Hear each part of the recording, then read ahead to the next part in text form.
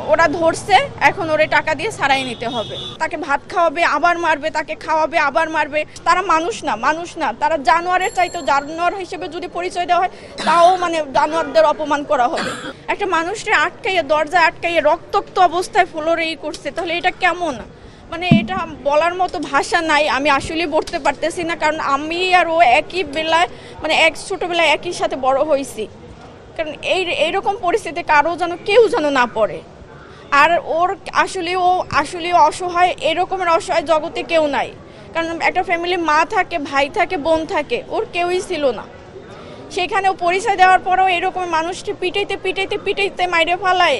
এটা তারা মানুষ না, তারা জানোয়ারের চাইতে জানোয়ার হিসেবে যদি পরিচয় দেওয়া হয় তাও জানোয়ারদের অপমান করা হবে। আমি আর কিছু বলতে চাই না। আমি এদের সর্বোচ্চ বিচার চাই। আচ্ছা, যারা ফোন দিছিল তারা কি কোনো নাম বলছিল বা কোনো? তারা নাম বলে না, বলছে যে আমরা এই হলের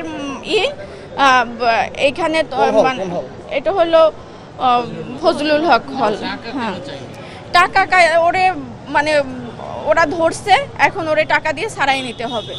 তখন 11:30 বাজছে। আর আমি মেয়ে মানুষ, আমি কিভাবে টাকা দিই? আমি বলছি যে দেখেন, ও যদি কোনো অন্যায় করে থাকে, যদি কারোর থেকে খাবার নিয়ে থাকে বা কারোর সাথে অন্যায় করে থাকে, আপনারা না মাইরে ওরা পুলিশের কাছে দিয়ে দেয়। তা ওনারা বারবার বলতেছিল ও যে পাগল, তাহলে ও নাম্বার, মামার নাম্বার, ভাবির নাম্বার ও কিভাবে বলে? আমি কই দেখেন, ও অনেক মেধাবী ছিল।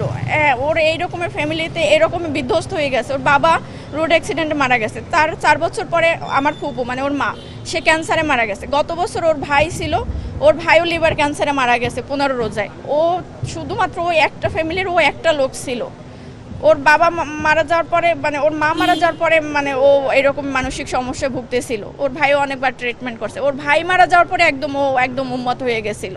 যখন ও কথাবার্তা বলতো, সে সুস্থ একটু থাকতো, তখন বোঝা যাইতো না যে ও মানসিক রোগী। আবার যখনই হয়তো তখন এইরকমের। এখন ভাই বলার কিছুই নাই। এটা আসলে আমি বলতে পারতেছি না যে আমার ভিতরে কতটা কষ্ট হইতে আছে। এখানে যদি ওর ফ্যামিলির মানুষজন থাকতো তখন ফিল করতো। আপনারাও হয়তো ফিল করতে পারেন যে একটা মানুষ এইরকম পিটাই মারিয়ে তো ফালাইতে পারে না। সে যদি একজন খুনিও হইতো তাহলে তো তাকে প্রশাসনের কাছে দিয়ে দিত।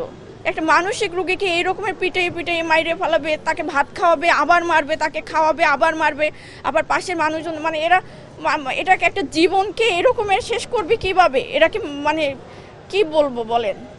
এখানে বলার কিছুই নাই।